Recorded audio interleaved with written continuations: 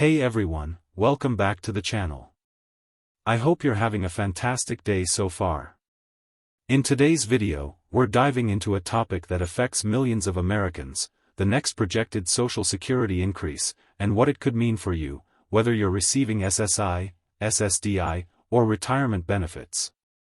The big news? A new estimate has been released projecting a $564 average increase, depending on your specific benefits and current monthly payments. But that's not the full picture. We're going to break it all down, what the increase could look like, how it's calculated, and most importantly, what factors could change the outcome before the official announcement. So make sure you watch all the way through, because whether you're a retiree, disabled worker, or low-income recipient, this update could directly affect your wallet. Alright, now let's jump straight into today's update on Social Security.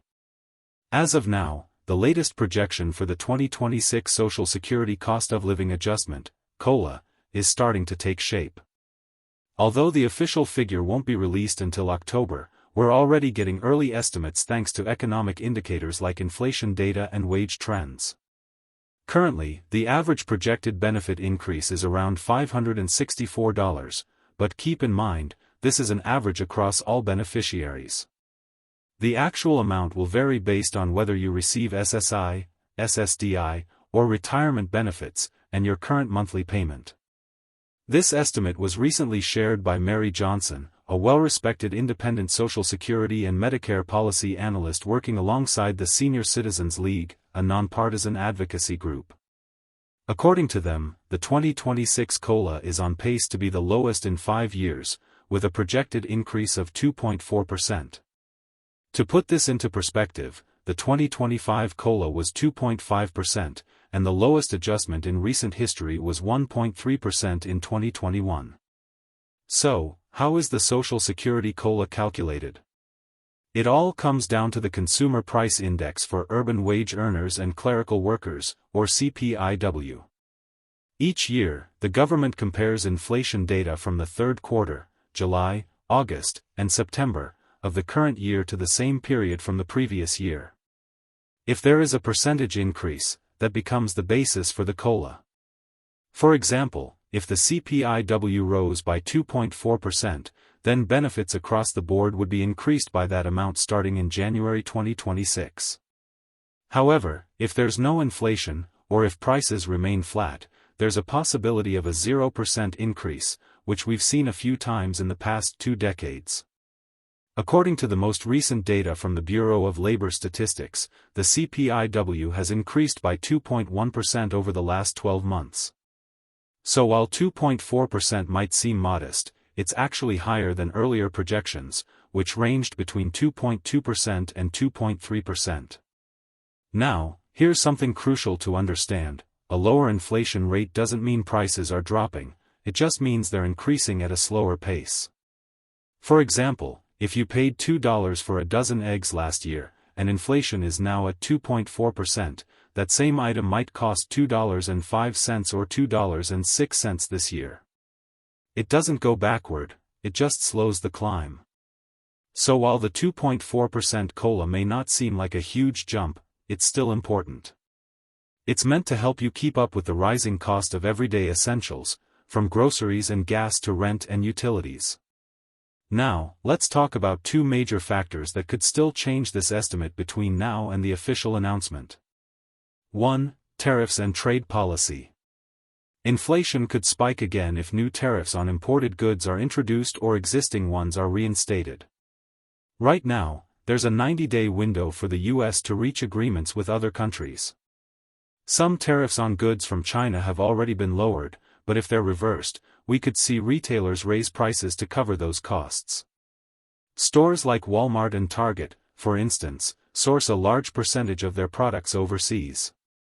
Any new taxes on imports would be passed directly onto consumers, driving inflation up, and possibly causing the COLA to rise as well, although it may not impact the 2026 adjustment immediately. The real effects might be more visible in 2027. 2. Prescription drug costs. The second factor? Prescription drug reform. Former President Donald Trump recently issued an executive order aiming to lower prescription drug prices across the board, including Medicare and Medicaid recipients. While drug prices don't directly influence the COLA calculation, they do impact retirees' out-of-pocket budgets.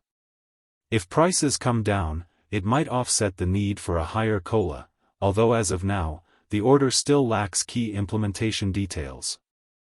The AARP and other advocacy groups have praised the move, saying it's a step toward aligning U.S. drug prices with other countries, where the same prescriptions often cost a fraction of what they do here.